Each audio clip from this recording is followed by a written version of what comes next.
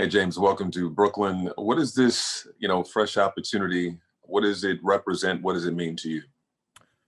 It means a lot.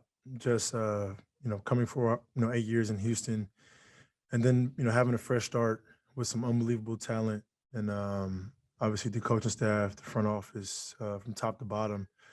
The welcome has been amazing. So it's a fresh start for me to go out there and ultimately have a chance to compete at a title. Bruce Beck, NBC New York. Hey, James, what's your message to Nets fans on what kind of player and what kind of teammate they're getting? An elite player, an elite teammate, an elite leader, and just a guy that's willing to do whatever it takes to rack up as many wins as we can. Sacrifice. Brian Lewis, New York Post. Hey, James. Welcome. Following up on that, I mean, you've proven yourself to be an elite player, and KD's an elite player, Kyrie's an elite player. All you guys have had the ball in your hands and been asked to make big shots. I'm curious how the three of you make sure that you guys come together and keep the main thing, and find a way to gel for the greater good. Chemistry, sacrifice, and like you said, we're all elite. So depending on the game, depending on what's going on throughout the course of the game, that's going to determine who gets the ball and who makes the plays. We're all unselfish. We're all willing passers, and we play basketball the right way, and that's all that matters.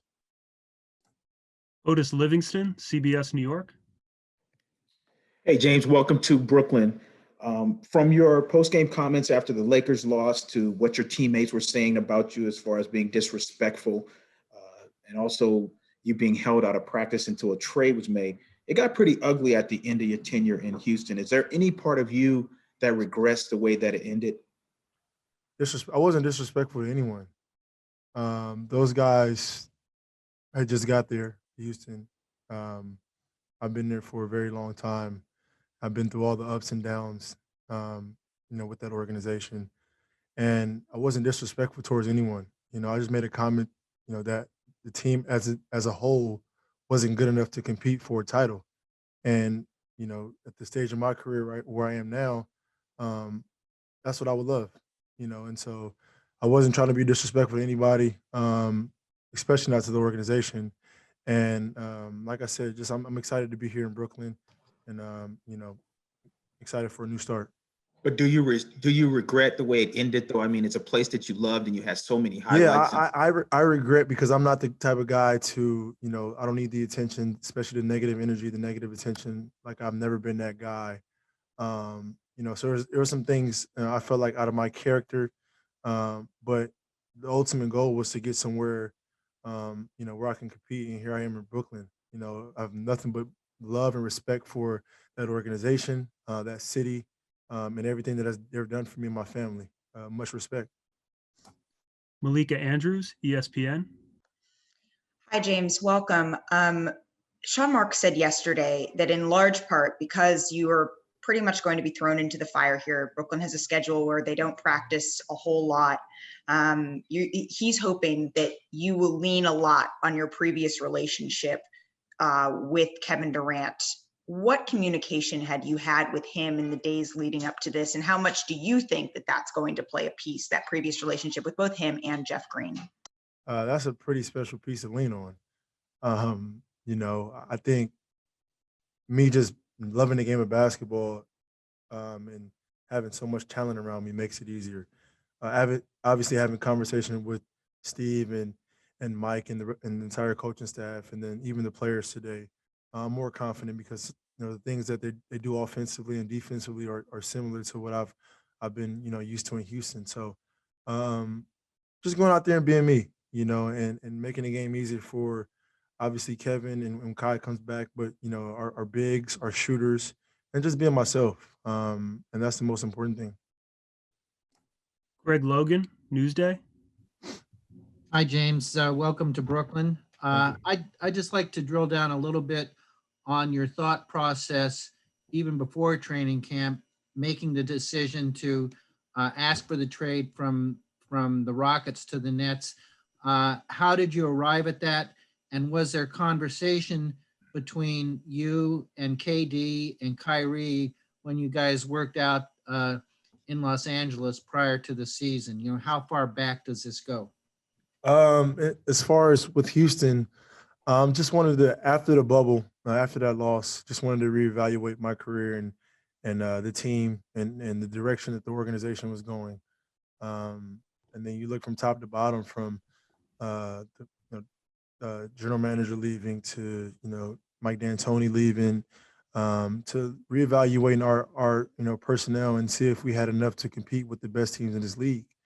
And as time went on and free agency and things like that started to go on, it was like, well, I felt like we didn't have a chance, and so, as much as I love the city of Houston, love being there, I think at the point in my career, it's not about money, it's not about anything else but having a chance at reaching the ultimate goal is to winning at the highest level, so that's where that came into play. Um, it didn't go as smooth as I would loved it to go, but I think both sides are happy. Christian Winfield, New York Daily News. Hey, James. First and foremost, welcome to Brooklyn. Thank you. I guess you would know better than any of us in this room that, winning a championship is not easy, right? There's 30 teams, of those 30, maybe 5 or 6 have real chances to win it. You've Correct. been part of those 5 or 6 for God knows how long since you've been in Houston. You've had multiple runs deep. You've had it with different players from Chris Paul, Russell Westbrook, Melo, Dwight. I'm just curious as to what gives you the confidence that this time around will be different and that this group can get it done. Obviously you got Kevin Durant and Kyrie Irving on the team. And then surrounded by those guys, you have really good pieces in DeAndre, Jeff, shooters, and Joe, Landry. And you just look at this entire roster and it's built for any style of basketball you want. And then the coaching staff who, knows the game of basketball at a high level. You just add that all together and it's like, that's a legit chance right there. It was a no-brainer for me. Rachel Nichols, ESPN. Hey, James. Obviously, so many great players go without winning a title. There's guys in the Hall of Fame without winning a title. But how about you? How do you see your career in terms of how important it is to actually win that title, to complete what you want to do in basketball? It's not a guarantee that me coming to Brooklyn is, guaranteeing the title, Rachel. But I think for me, giving myself a chance is very, very important. At younger, giving myself a chance, but wanting to get paid and wanting to take care of my family was very, very important to me. Now, the stage of my career is giving myself a chance to do something that I haven't accomplished yet in this league, and that's very important to me now. And that's the situation that I'm in, and that's why I'm here in Brooklyn. I'm excited for the new opportunity. Obviously, we know it's not easy. It's not going to be easy at all. But with this roster and this coaching staff and this organization, I think we have a legit chance. David Aldridge, The Athletic. James, if Daryl Morey was still the GM in Houston, do you think you would still be in Houston? I'm not sure. It's a really good question. Can't answer that. Justin Walters, Pix 11. Hey, James, welcome to Brooklyn. You and KD are much different players than you were, obviously, at your time at OKC. Was wondering how much can you bring from that experience to Brooklyn? And then a twofold to this is having a conversation with Kai and making sure that all 3 of you can coexist. Have you had that conversation already? We haven't, but I think for us, it might take a little time, it might not. I think all of us are very, very smart. Like I said, are very unselfish, and we know what's at stake. So, it's a matter of coaches putting us in position and us communicating, putting ourselves through positions and spots on the floor where we can be effective and help each other out. Each game is going to be different, But I think as time goes on, since we're not really practicing, as we get a feel for, throughout the course of games, that it should be a lot easier because, like I said, all of us are unselfish and we want to see the next man succeed. Not only just us three, though. We want to see our entire team exceed and play to the best of their ability. Howard Beck, Sports Illustrated. Hey, James. Obviously, when you make a trade request, you can't necessarily predict where that's going to go. Could have been a lot of different places. Can you confirm that Brooklyn was the top of your list? Why the Nets? And did you consider what some of the other options might have been had this gone a different way? Yeah, they were on top of my list, but there are a few other teams involved as well. I mean, it could have got crazy, but credit to the Houston Rockets, who were an unbelievable organization, and work with me as bad as it might look from the outside. Internally, they worked with me and they made sure I ended up here. So much credit to them, and very, very appreciative. Brian Mahoney, Associated Press. Hey, James, obviously everyone talks about the sacrifice that you three guys will have to make. And Sean Mark said yesterday, you all said you want to do that. My question is kind of how much can you sacrifice and still be, a great player like you are? You've been the best scorer in the league. The ball's in your hands. If you're not that guy as much now, are you still, an elite great player like you are? Of course. Taylor Rooks, Bleacher Report.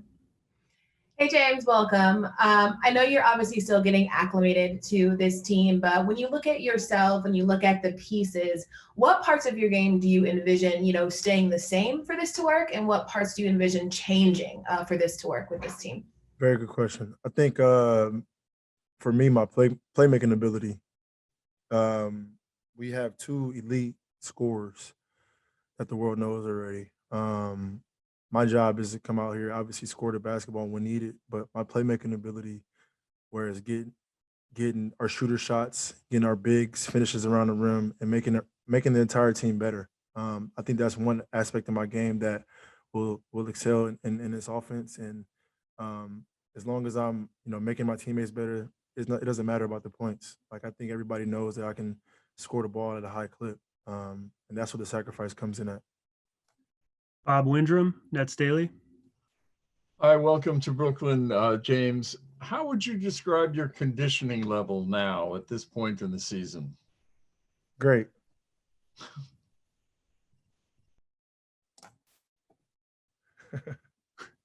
Back to Greg Logan, Newsday. James, we all know about your relationship with Kevin Durant, long-term relationship. Can you go into your relationship with Kyrie a little bit, and how critical do you think that will be, because you're both used to having the ball in your hands and needing the ball to create the way you each do? I think, we're really good at it, at creating and creating good shots for ourselves and creating shots for our teammates. Like I said, it's all the flow. I can't predict how it's going to go. Kyrie might score, 10 possessions in a row. KD might score 10 possessions in a row. Like, they're more than capable of that, and I'm fine with that. Because we're going to be winning and it's going to be good. So, I mean, tomorrow we'll see, and it's going to be fun, and I'm excited about it. Alex Schiffer, The Athletic. Hey, James, welcome to Brooklyn.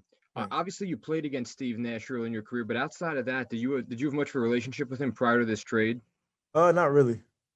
But just having a conversation with him today was exciting. Obviously he has that point guard mentality, one of the best to ever do it. So just to go over the offense, watching, just him explaining the offense, in positions that he sees me in, and where he can use my playmaking ability was exciting, because obviously he's done it for a very long time at a high level. Ian Begley, SNY.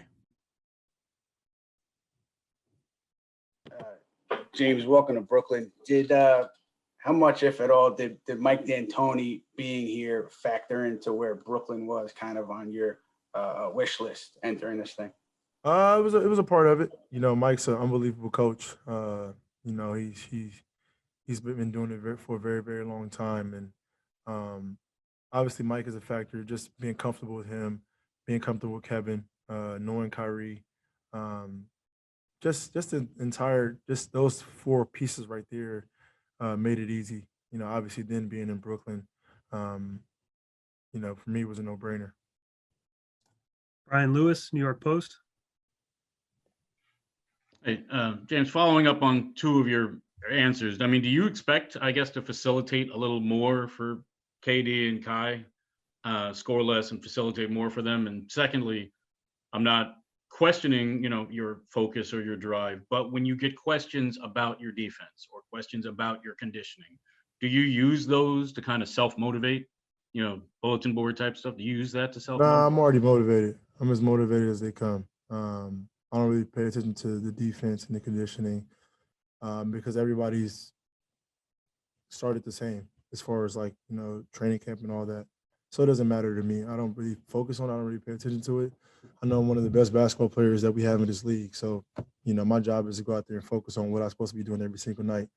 Now, to get back to your question, as far as facilitating, it just depends on the flow of the game. You know, some games I might, you know, be a facilitator. Some nights I might got it going and, you know, score the ball at a high clip. That's the beauty of having, being versatile and being able to do more than one thing. And same with Kevin and same with Kyrie. Just depends on every night is going to be different. Sam Amick, The Athletic.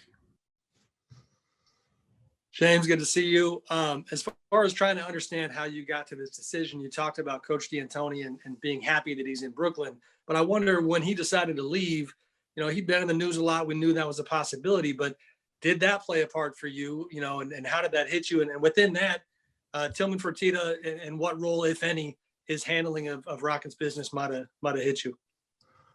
Yeah, when Daryl and Mike left, I kind of sat back and kind of reevaluated everything. You know, those are two guys that I was very comfortable with in their decision making for the organization. You know, so once they left, I had to figure out was this organization going into a, you know, a rebuild stage, or, you know, were they still trying to compete at the highest level? And that was my whole thought process.